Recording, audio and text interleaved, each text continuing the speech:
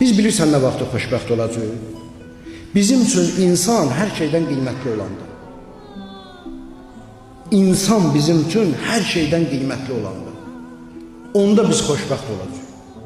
Amma baxırsan ki, görürsən ki, xeyr, hələ biz üçün ən qiymətli insan deyil. Müminin qəlbi Kəbədən üstündür. Bunu Peyğəmbər buyurur. Da bundan artıq nə istəyirsən? Nə qədər ki biz insanı aşağı baxacaq insana, bizim üçün ən qiymətli insan olmayacaq, biz heç vaxtı xoşbəxt ola bilməyəcək. Elə insanı xərcləyəcək mənfəətimizə. Biri deyəcək, mən insanın üstündə dərmandan pul qazanacağım. Biri deyəcək, mən insanın üstündə müalicədən qazanacağım. Biri deyəcək, mənim klientim gəlib bugün. Biri deyəcək.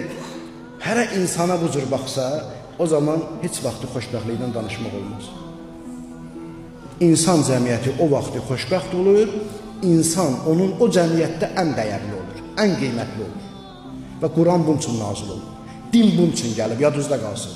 Bundan başqa kimsə nə desə, mənim adımdan deyin ki, yalan deyirsin.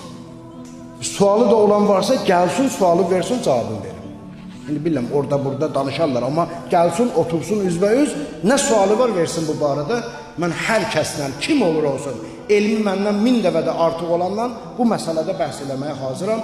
Çünki Allah Qur'an-ı Kərimdə buyurur ki, yer üzərində nə varsa onu insan üçün yaratmışam. Bundan aşkar ayədə Qur'anda yoxdur. İnsan ən qiymətlidir.